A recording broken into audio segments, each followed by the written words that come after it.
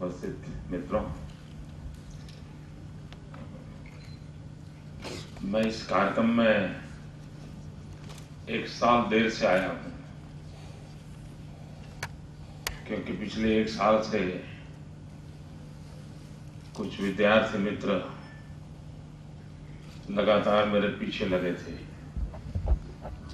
कि आपको आना है।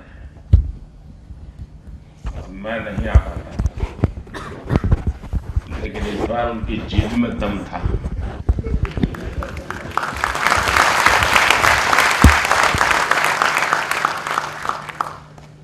तो एक प्रकार से मैं आज इन नौजवान दोस्तों के आग्रह के बदौलत आपके बीच हूं, और ये मेरे लिए सबसे ज्यादा खुशी की बात है। करसन भाई मुझे बुलाए, वो बड़ा स्वाभाविक है और बुलाते भी रहते हैं, लेकिन नौजवान मित्र बुलाएं उसका आनंद और होता है। तो मैं इन विद्यार्थी मित्रों का आभारी हूं कि मुझे आज आप सबके बीच आने का अवसर मिला। देश के भिन्न भिन्न राज्यों से भी यहाँ कुछ नौजवान आए हुए हैं। ये बात अब हम अनुभव करते हैं कि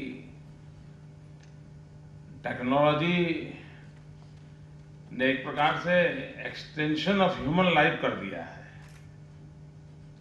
एक प्रकार से एक्सटेंशन के रूप में हमारी सारी काम कर रहा है। कुछ जमाने में हमारे पास पीए हुआ करते थे, कुछ स्टेनोग्राफर रहा करते थे, और हम उसको डिक्टेट करते थे। आज वो टेक्नोलॉजी काम कर लेती है। आप अपना डिक्टेशन दीजिए, कंप्यूटर अपने आप टाइप कर देता है। तो एक प्रकार से मानव शक्ति का एक्सटेंशन, मैं रिप्लेशन करने वाला शब्द प्रयोग नहीं कर रहा हूं, लेकिन एक प्रकार से एक्सटेंशन की पोजीशन उसने एक्वायर कर ली है। ऐसा नहीं है कि मनुष्य कोई बड़ा सुविधा भोगी हो गया है, इसलिए उसकी टेक्नोलॉजी की आवश्यकता है। और सुविधा की गोद से कभी टेक्नोलॉजी जन्म नहीं लेती है। सुविधा स्थगितता की तरफ ले जाती है, और इसलिए टेक्नोलॉजी इनोवेशन सुविधा की गोद से कभी पैदा नहीं होते हैं।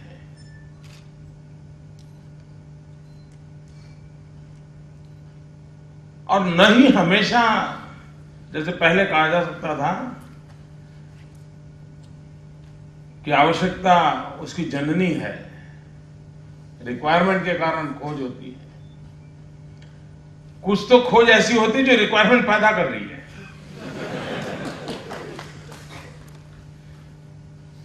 क्योंकि जिसको रिक्वायरमेंट थी उसको पता नहीं था कभी दुनिया में ये भी चीज आएगी। तो खोज खुद अपने आप को, दुनिया को दूसरी दिशा में ढाल देती है। और इसलिए ये निरंतर चलने वाली प्रक्रिया है। और आज हम जहां भी पहुंचे हैं उसे हमने शुरू नहीं किया है। हजारों साल पहले किसी ने शुरू किया होगा। चलते चलते, गिरते, लड़खड़ाते ये दुनिया चली होगी, और अब जाकर के हम उसमें कुछ कंट्रीब्यूट, कुछ जोड़ रहे हैं। तो एक कंटिन्यूटी है, कंटिन्यू प्रोसेस है। और हर युग में बदलाव आए हैं, हर युग में नयापन स्वीकार किया गया है। कुछ लोग होते हैं समय से पहले स्वीकार करते हैं, कुछ लोग समय के साथ चल देते हैं, और कुछ लोग समय के बाद स्वीकार करते हैं। लेकिन स्वीकार हर एक को करना पड़ता है, इससे कोई अछूता नहीं रहता है। इन दिनों हम देख रहे हैं कि, और जब आपका ये विषय ग्रामीण जीवन से जुड़ा हुआ है, हम क्या कंट्रीब्यूट कर सकते हैं। एक तो हम ये मान के चले कि गांव के लोग टेक्नोलॉजी को स्वीकार करने में शायद ज्यादा तेज होते हैं, बहुत जल्दी वो एडॉप्ट करते हैं। हमारे यहां भी अगर रिसर्च किया जाए पुरुषों की तुलना में महिलाएं टेक्नोलॉजी को बहुत जल्दी अडॉप्ट करती हैं। अब जितने टेक्नोलॉजी में इनोवेशंस हो रहे हैं सामान्य मानवी के उपयोग के, उसमें शायद 80% किचन से जुड़ी हुई चीजें होती है।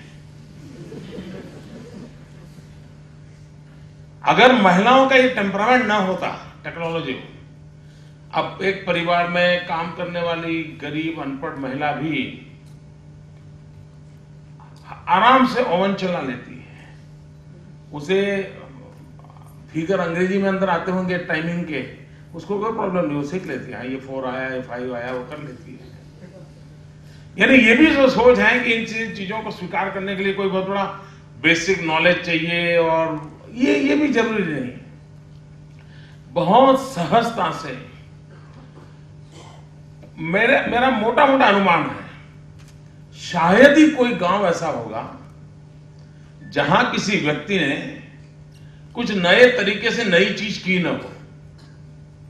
अगर हम बारीकी से नजर करें तो हर गांव में कोई तो होगा जो कुछ न कुछ नया करता रहता होगा, और नई और रिस्क भी लेता है।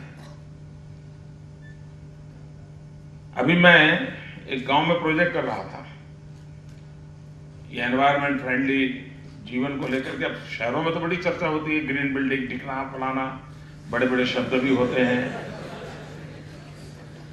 लेकिन गांव के जीवन को देखें तो उनकी सोच बड़ी गजब होती है। तो हम सोच रहे थे कि भाई बायोगैस के क्षेत्र में हम पूरे गांव को कैसे मोड़ दें। तो भावनगर डिस्ट्रिक्ट में गांव हमने चुना, और सिंटेक्स कंपनी वालों ने एक छोटे सा घर में उपयोग आए, घर के कूड़े कचरे से, और 1-2 पशु हो तो बायोगैस और घर का कुकिंग का काम उससे हो सके, ऐसी अच्छी सी उन्होंने एक किट बनाई है। हमें लगा कि इसको प्रयोग करके देखें, उसको प्रमोट करें। गांव वालों को मीटिंग की, उनको समझाया, सबने लगा दिया, पूरा गांव ने उसका उपयोग शुरू किया। 10 दिन के बाद मैंने जरा जानकारी पाने की कोशिश की, क्या हुआ उसका, कुछ लोगों को चल रहा है। शुरू में तो उत्साह होता है, नहीं बोले साहब अब तो वो 2 कदम आगे चले गए। हमने कहा क्या किए?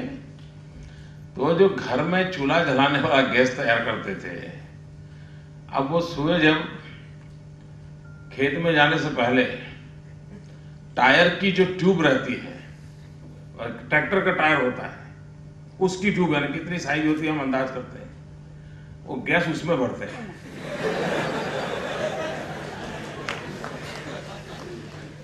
और फिर वो ट्यूब को उठा करके बैलगाड़ी में खेत ले जाते हैं, और खेत में पानी निकालने के लिए ऑयल इंजन को उससे चलाते हैं।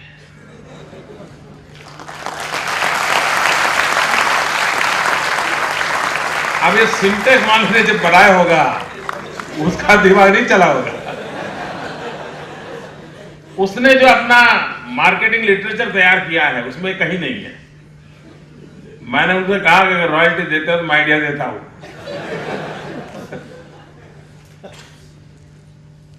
मित्रों, यानी सामान्य रूप से किस प्रकार की विधा होती है। जैसे हम लोग इन दिनों एक काम कर रहे हैं सरकार की तरफ से, गुजरात की फॉरेंसिक साइंस यूनिवर्सिटी, ये दुनिया में एक ही यूनिवर्सिटी है, विश्व में कहीं पर भी फॉरेंसिक साइंस यूनिवर्सिटी नहीं है, और गुजरात उसमें काफी लीड कर रहा है। दुनिया के सभी इन्वेस्टिगेटिंग एजेंसीज आज गुजरात की फॉरेंसिक साइंस लैब के साथ काम कर रही हैं। आमतौर पर दुनिया की सोच यह है कि फॉरेंसिक साइंस ज्यादातर क्राइम खोजने का एक माध्यम है, यही ज्यादातर सोच है। हम लोग इन दिनों रिसर्च कर रहे हैं, और हो सकता है हम कुछ ही समय में उसको लागू करेंगे। रूरल डेवलपमेंट में फॉरेंसिक साइंस का क्या उपयोग हो सकता है, सिर्फ क्राइम डिटेक्शन नहीं। और अनुभव आए हैं कि हम बहुत अच्छे ढंग से उसको पॉपुलर करेंगे। यानी जो फॉरेंसिक साइंस कुछ ही साइंटिस्टों का विषय, लैब से जुड़ा विषय, सिक्रेसी, बहुत बड़ा क्राइम एंड क्रिमिनल वर्ल्ड को लिए बहुत बड़ा डेंजर, इसी प्रकार के उसके विषय में सोच थी। अब हम उसको गांव में किसान के हाथ में देने की दिशा में आगे बढ़ रहे हैं। वो जो फर्टिलाइजर लेता है, वो जो दवाई उपयोग करता है खेत में डालने के लिए, वो जो बीज बाजार से लेता है, वो फॉरेंसिक साइंस सिस्टम से तय कर सकता है कि इसने जो चीजें पाई है वो रियल है, नहीं है, उपयोगी हुआ नहीं है, आउटडेटेड है। सारे टेस्टिंग फॉरेंसिक साइंस की टेक्नोलॉजी से वो अपने आप कर सकता है। यानी विज्ञान तो था, उस विज्ञान को हम कैसे उपयोग करें। अब मित्रों, हम लोग टेक्नोलॉजी में जितना ही कुछ भी डेवलपमेंट करें, लेकिन साइंस के जो बेसिक रूल है वो तो एक ही रहते हैं। तो साइंस इज यूनिवर्सल। अब साइंस इज यूनिवर्सल, हमारा अचीवमेंट इसमें है कि टेक्नोलॉजी मस्ट बी लोकल। इस यूनिवर्सल साइंस को लोकल टेक्नोलॉजी के साथ कैसे जोड़े। मैं एक यहां डांग जिले में दौरा कर रहा था, ये कोई 30-35 साल पहले की बात है। तो वहां मैं उस ट्राइबल बेल्ट में सर अपना सोशल वर्क करता था। एक किसान के यहां मैं खाना खाने गया था, ट्राइबल किसान के यहां, और मैं हैरान था, वो जो कुएं से पानी निकालता था, वो पानी निकालने के लिए उसने पाइपलाइन का उपयोग नहीं किया था, उसने बांबू के अंदर छेद कर दिया था और बांबू को ही पाइप में कन्वर्ट करके उसका उपयोग कर रहा था। तो मैंने कहा ये कितने दिन चलेगा? बोले साहब लोहे से लंबे दिन चलेगा। And he was right.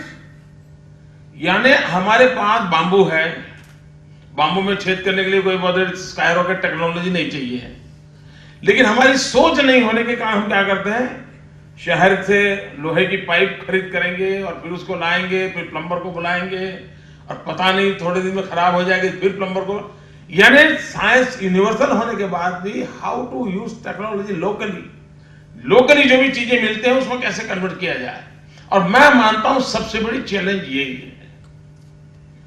आज यहां इतने सारे नौजवान बैठे हैं, हम कोई नया इनोवेशन करके लोगों को दे या न दे, सब लोगों के बस का वो होता भी नहीं, इतना समय भी नहीं होता है, कैरियर की चिंता होती है, एक कुछ बनाने जाए इतने में एग्जाम आ जाती है तो सोचता है छोड़ो यार, एग्जाम पास नहीं करूंगा तो घर से निवर्तन नहीं आएगा। मैं आपके दर्द को भली भांति जानता हूं।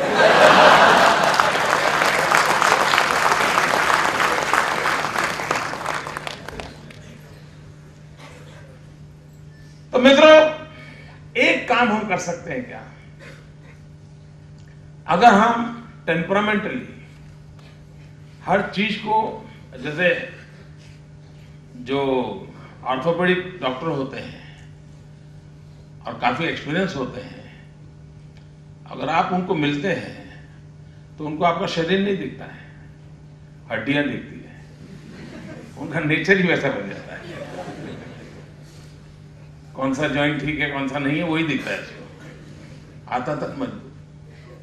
अगर हम टेक्नोलॉजी में हैं तो ये गांव में काम आने वाली चीजों को हम जब देखें, इमीडिएटली हमें स्पार्क होता है, हाउ इट वर्क्स, ये कैसे काम कर रहा है।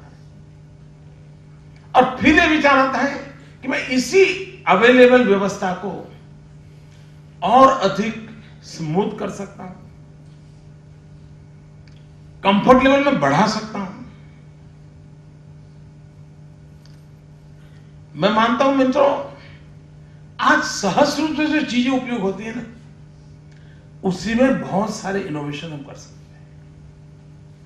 हम नया कुछ दे या ना दे, और बहुत बड़ी बड़ी कंपनियां जो इस प्रोडक्शन में होती हैं वो इसको एडॉप्ट करेगी, क्योंकि उनको मालूम उनकी एग्जिस्टिंग व्यवस्था है, लेकिन एक छोटा सा पार्ट बदलने से बदलाव आता है, तो आपके सुझाव, आपकी खोज इजीली मार्केटेबल बन सकती है। और इसलिए क्या, कभी इस प्रकार के जब फेयर लगते हैं तो एक तो है इनोवेशन के लिए आप इनवाइट करते हैं, लेकिन can we invite for the improvement, easy कैसे चीजों को कर सकते हैं वो। और मैं समझता हूं अगर ये हम करते हैं तो बहुत जल्दी से लोग उसको एडॉप्ट करेंगे। यानी आपने देखा होगा हर गांव में, मुझे एक बार क्या हुआ, हम गए थे ये संतरामपुर, लिंबड़ी, झालो जो इलाका है, हम वहां काम कर रहे थे। तो हमारे स्कूटर को पंक्चर हो गया, दूसरे को भी हो गया। अब एक अकेले से क्या होना था, तो हम बड़े परेशान थे, रात का समय हो गया था। तो एक वहां गांव का किसान वहां से गुजर रहा था। हमने कहा भाई नजदीक में कहीं कोई टायर पंक्चर का कुछ होगा, तो बोले मैं ले चलता हूं आपको। तो हम नजदीक में गए। अब उस जमाने में ज्योतिग्राम नहीं था, तो बिजली नहीं थी जैसा हिंदुस्तान के अन्य राज्यों में है। उसमें हमारे यहाँ भी ऐसा ही था। तो उसने कहा था बिजली नहीं है, तो मैंने कहा भाई पंप से भी तो हवा भर सकते हैं। बोले साहब पंप से भर सकते हैं, लेकिन पंक्चर का काम तो हो नहीं सकता है। तो जो गांव का किसान हमें ले गया था, उसने हमें कहा साहब आप चिंता मत कीजिए, मैं कर देता हूं। कैसे करोगे? तो उसने कहा भाई तुम्हारे पास हवा भरना है। तो उसने क्या किया, जो वाल्व था जहां से हवा डालते थे, उसने अपने खीसे से बीड़ी निकाली, बीड़ी खोल करके उसमें जो तंबाकू थी वो उसके अंदर भर दी और फिर हवा भरने शुरू किया। मैंने इससे क्या होगा? बोले साहब जो जहां छेद होगा, हवा निकलती होगी, वहां तंबाकू चिपक जाएगी। और एक्चुअली उसने किया, और सरप्राइज, मैं 12-15 किलोमीटर मुझे नजदीक के गांव जाना था, वहां से आराम से मुझे वो स्कूटर ले गया। यानी ये गांव के आदमी की विशेषताएं कैसी होती हैं। अब ये जो भी विज्ञान होगा, सिद्धांत होगा, प्रेशर से क्या होता है, वो सारी उसने कोई किसी निर्मा यूनिवर्सिटी वगैरह कुछ देखा नहीं था।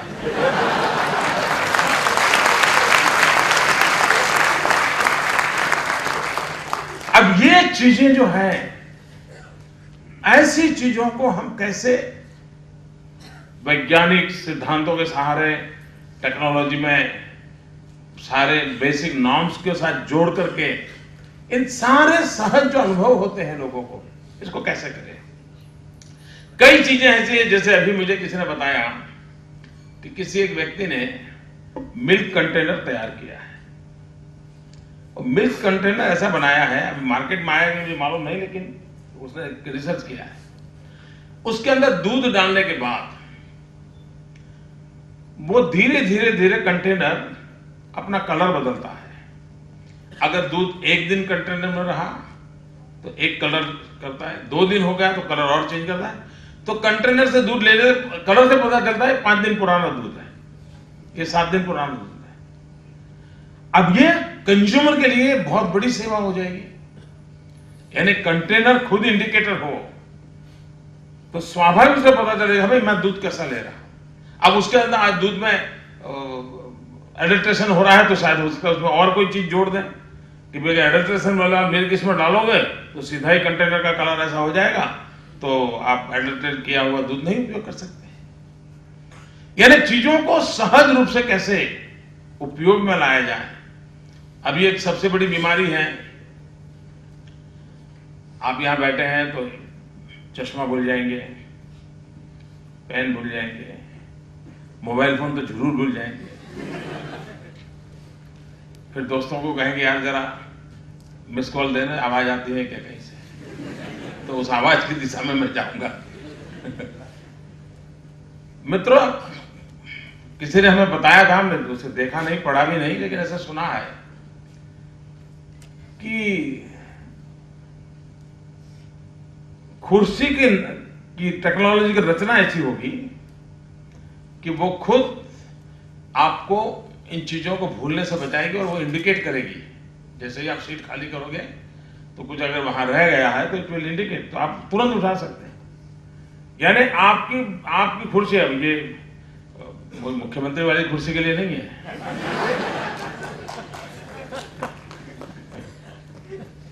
लेकिन बस में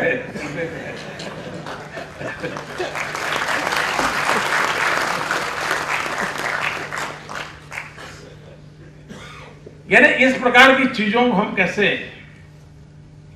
नई नई खोज कर सकते हैं। हमारे यहां अभी प्रधानमंत्री जी 3 हफ्ते पहले आंसू बहा रहे थे अच्छा वो बच गए, वो मीडिया में विवाद नहीं आया, लेकिन जैसे ही मैं बोला तो पत्रकार ने देख लिया कौन सा नंबर है टीवी में, ताकि एक शाम को यही आएगा। ये टेक्नोलॉजी वगैरह कुछ नहीं आएगा।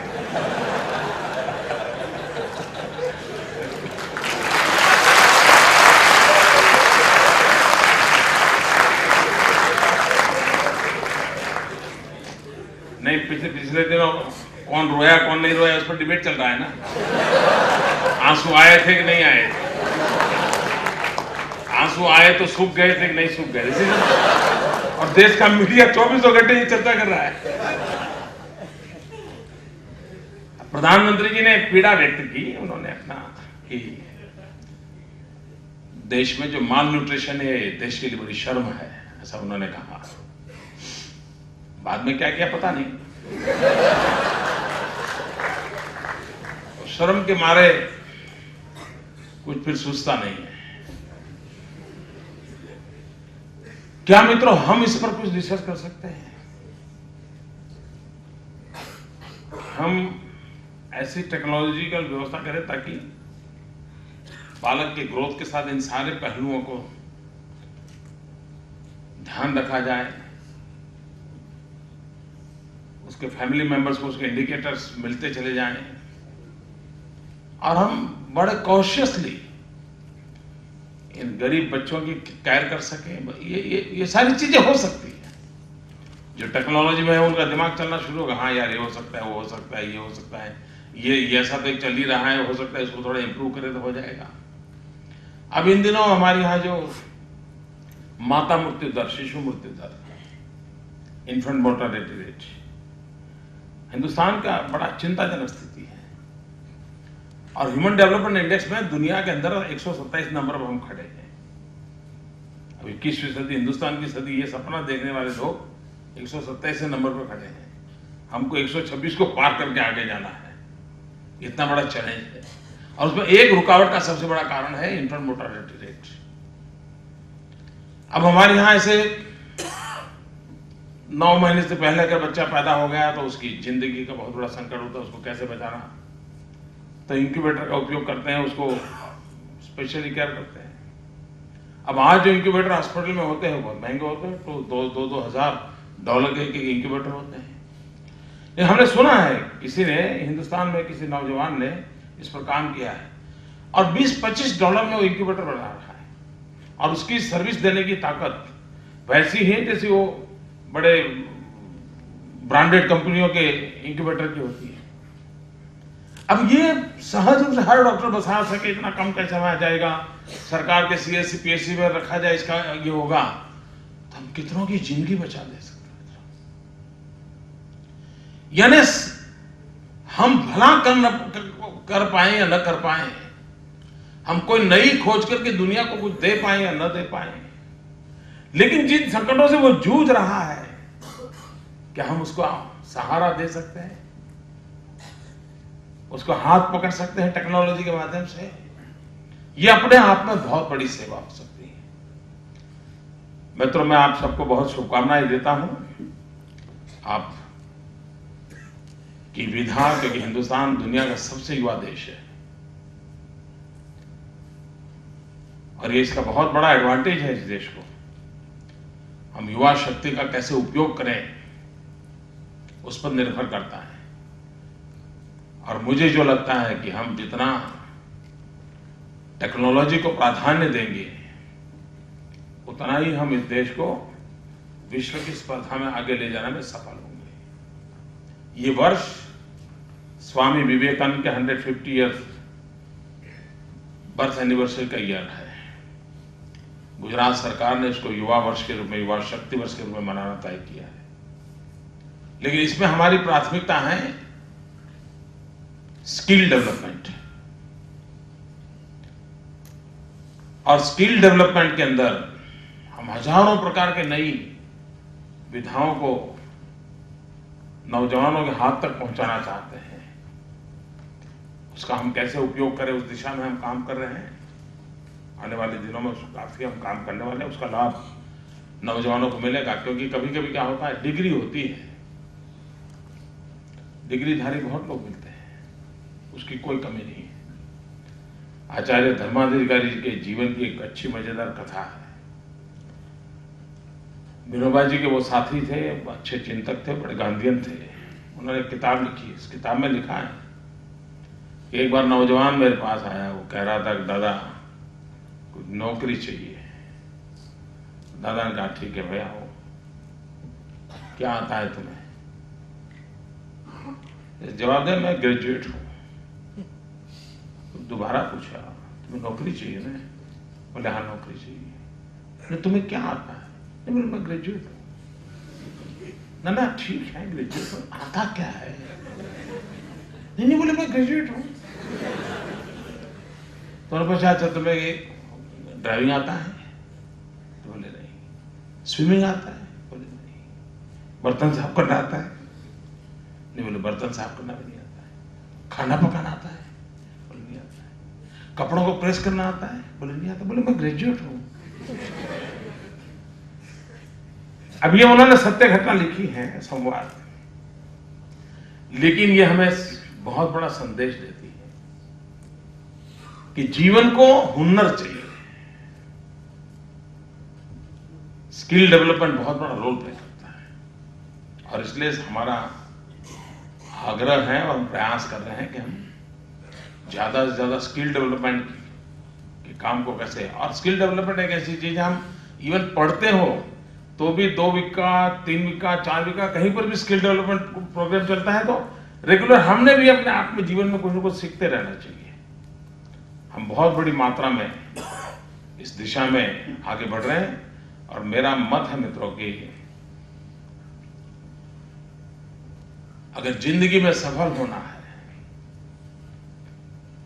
इस युग में, मैं सनातन बात नहीं बताता हूं, इस कालखंड में 3 चीजें प्रमुख रूप से रोल करेंगी। स्किल, विल, जिल। अरे स्किल, विल एंड जिल, स्किल प्लस विल प्लस जिल इज इक्वल टू विन। विजय तभी होता है अगर ये हम मन में लेकर के चलते हैं तो हम काफी कुछ कर सकते हैं। मेरी आप सबको बहुत शुभकामनाएं। धन्यवाद।